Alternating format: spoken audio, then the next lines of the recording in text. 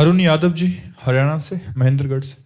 राधे राधे महाराज जी। महाराज जी, एक आदर्श पुत्र की क्या परिभाषा है?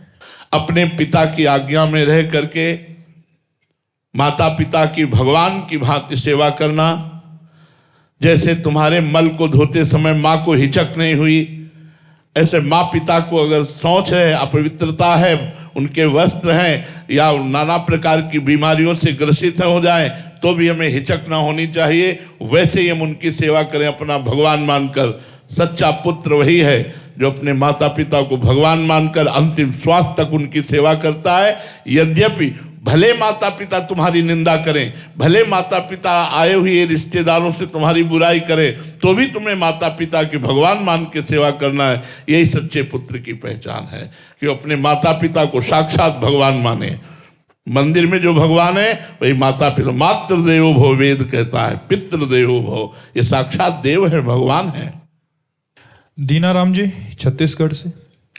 राधे राधे महाराज जी। महाराज जी, दो साधक एक ही गुरु प्रदत्त नाम को जपते हैं। एक साधक को अनुभूति और साक्षात्कार का प्रयास हो रहा है, पर दूसरे साधक को कोई अनुभूति नहीं हो रही, तो दूसरे साधक किन कमियों की वजह से कुछ अनुभूति नहीं कर? पहली बात तो उसका पूर्व का पाप अधिक होगा। दूसरी बात उसका प्रयत्न ढीला होगा। तीसरी बात वो प्रपंच के भोगों में ज्यादा रति रखता होगा, क्योंकि वैराग्यवान ही भगवत तत्व का अनुभव करता है।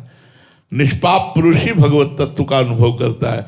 तो हो सकता है अगर वो सही ढंग से चल रहा है तो उसका पूर्व पाप प्रबल है और उसका कम है, तो उसका भस्म हो गया और वो आगे बढ़ रहा है। वो आपका पूर्व पाप भस्म कर रहा है। आपका भजन आप करते रहिए, आप आगे बढ़ जाएंगे। या हो सकता है आप मनोरंजन कर रहे हो विषयों का, आप शास्त्र विरुद्ध आचरण कर रहे हो, तो आप जहां हो वही ठप्प बने रहोगे, अगला आगे निकल जाएगा। सुमन जी, सुमन लाडली दास जी। राधे राधे महाराज जी। महाराज जी, मैं स्त्री नहीं हूं ना ही पुरुष हूं, केवल भगवत सहचरी या गोपी भाव, ये भाव अंदर से कैसे आए? इस देहाभिमान, जब देहाभिमान नष्ट हो जाएगा तब। अभी तो देह भाव है ना। भजन करो पांचों भूले देह शुद्धि।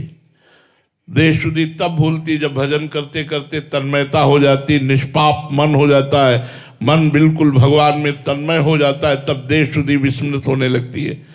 देह स्मृति रहित कार्य होते हैं। यही तो महिमा है अध्यात्म की, कि ऐसा नहीं पागल हो जाता है या उससे कोई कार्य नहीं होते। देह स्मृति रहित भगवत कार्य उसके द्वारा होते हैं। वो देहाभिमान रहित कार्य करता है। पर भजन, हमारा मुख्य उद्देश्य है भजन।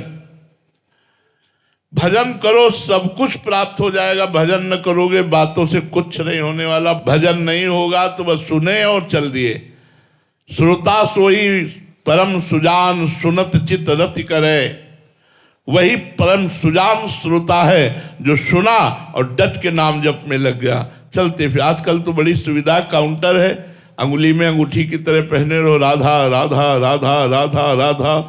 काउंटर से थोड़ी भगवत प्राप्ति होती है। भगवत प्राप्ति तो राधा राधा से हो रही। तो वो सहयोग कर रहा है, आपका राधा नाम लेने में रुचि पैदा कर रहा है। इसलिए हमें बहुत अच्छा लगा कि माला तो कहीं मान लो किसी को संकोच हो सकता है या अपवित्रता में आप माला नहीं जप सकते हो, लेकिन काउंटर में तो अपवित्र वा सर्वावस्थांगतो पिवा, राधा राधा राधा राधा राधा। बड़ा अच्छा है।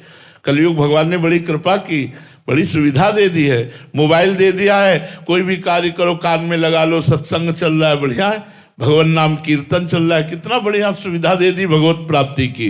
तो खूब नाम कीर्तन सुनो, भगवत चर्चा करो, भगवान नाम जप करो, मंगल इसी में होगा।